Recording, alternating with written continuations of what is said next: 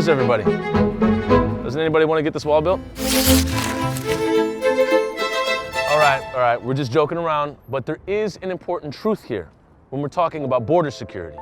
It's always about down there, and yet up here, there's the largest unmilitarized border in the entire world. And just on the other side, enough maple syrup to drown an entire town. That actually happened once, by the way. The US-Canada border has essentially been peaceful since the end of the War of 1812. And in doing so, it's created a huge historical anomaly. Centuries of trust and easy passage. So if we're talking about putting up border walls, why not make the northern one secure too? Especially since it's the biggest one in the game. If we made America from scratch today, would we build a wall on the US-Canada border?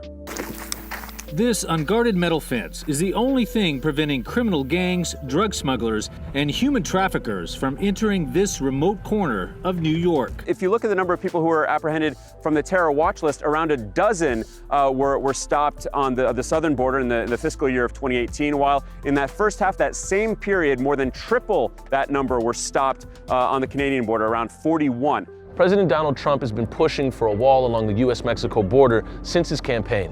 He's claimed that undocumented immigrants inevitably lead to an increase in crime. This language has obviously rallied his political base, but the statistics don't back up everything he's saying. In fact, according to U.S. Customs and Border Protection data, illegal immigration across our southern border has been decreasing for the past 20 years. As far as crime goes, libertarian research group the Cato Institute found that in Texas, conviction rates are lower for undocumented immigrants than people born in the U.S. You may not know this because of the way our southern border is covered by the media. But every day, about 1 million people cross back and forth legally.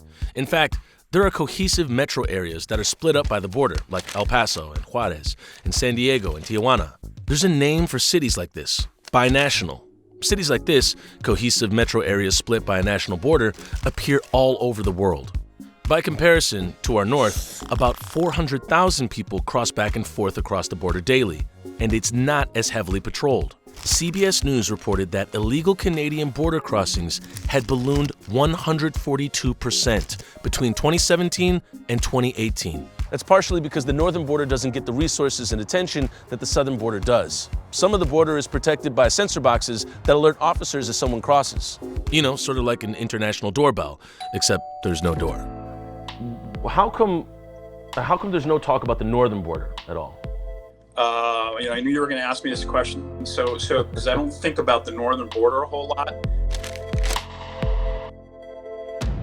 At least not from an illegal migration perspective. It actually is a big issue from a business immigration perspective, but not such a big issue from a illegal. Unlike our northern border, there are a record amount of people being apprehended at our southern border, the highest since 2007.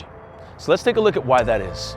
When you talk about this administration's reaction to what's going on at the border, what exactly is going on at the border? Well, so if you ask me, what's going on at the border is a symptom of what's going on in Central America, in the northern triangles of Central America. What Leon is talking about is the poverty, corruption, violence, and effects of climate change that the people of Guatemala, Honduras, and El Salvador are currently facing, causing them to leave their homes and seek asylum in Mexico and the U.S. Mi experiencia para buscar pues asilo a Estados Unidos es una lucha.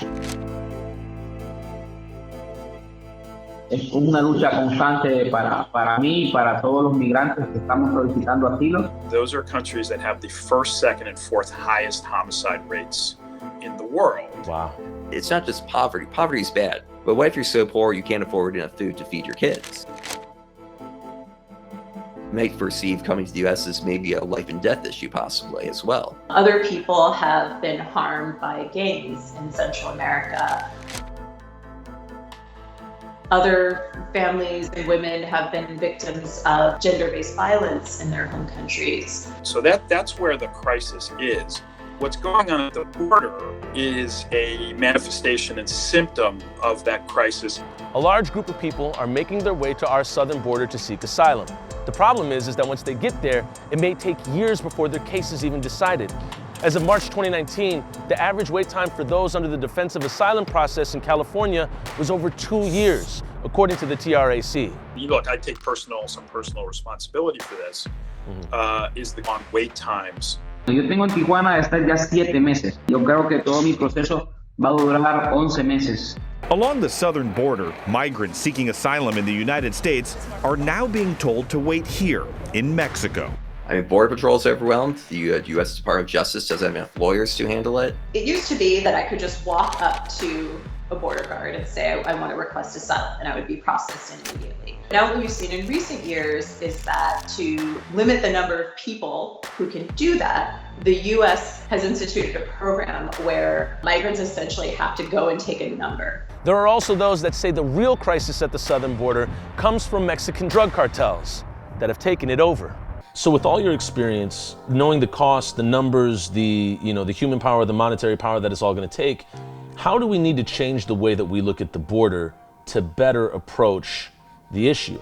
So when I got down to the border, what struck me most was that there's a power vacuum in the sense that because the U.S. nor Mexico is properly securing a border, a densely populated border at that, and like all power vacuums, it gets filled.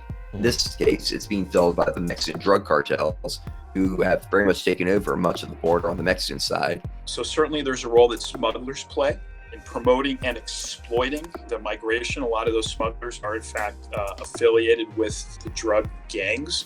The drug cartel members themselves aren't the ones doing it. They pay other people to do it most of the time. For example, the truck drivers driving through checkpoints with 50 or 60 illegal aliens in the back of an 18-wheeler, they get paid about $1,000 per person. So I think the first thing we need to do is secure our own border, not leave it to the hands of cartel members who are abusing people on both sides. So one presented solution is to increase resources on our southern border to fill the power vacuum that's been left to the Mexican drug cartels. But some experts say that it's the struggles with our current asylum process that's responsible for so many people trying to enter the country illegally in the first place. So as we make the path tougher for asylum seekers, it could ramp up people trying to cross the border. Purely illegal immigration, that's right. That's right. That ends up being the consequence of closing off any meaningful path for asylum. Aquí en Tijuana hemos escuchado acerca de muchas personas que las están soltando y que han entrado ilegalmente al país.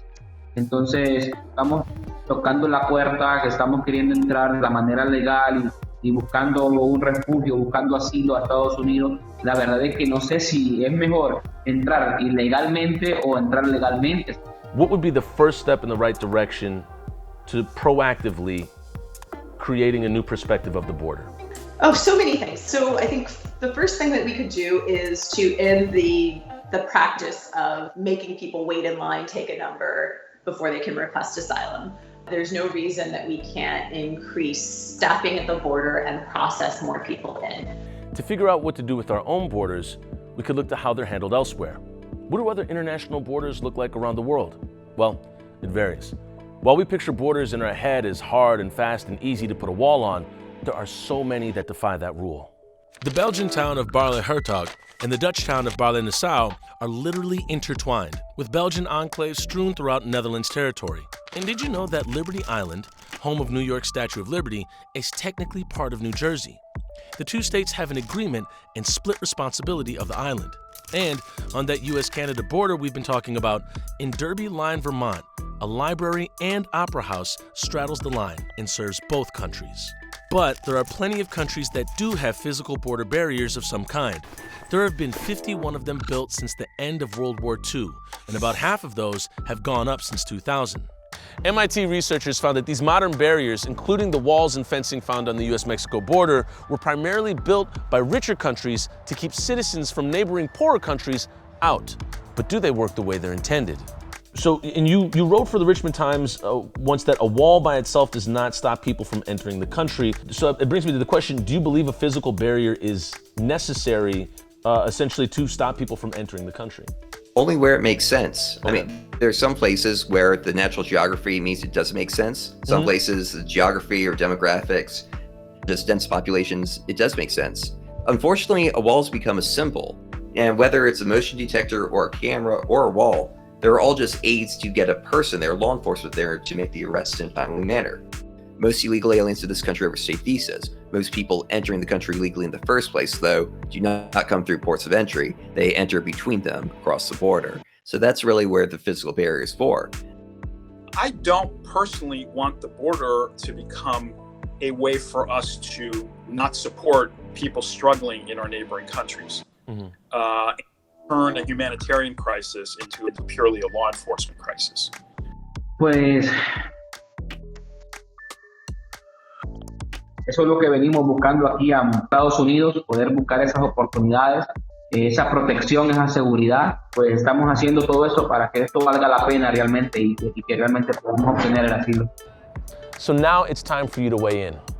When we talk about building a wall in one place and not another, what does that say about what we're really afraid of and what we're not?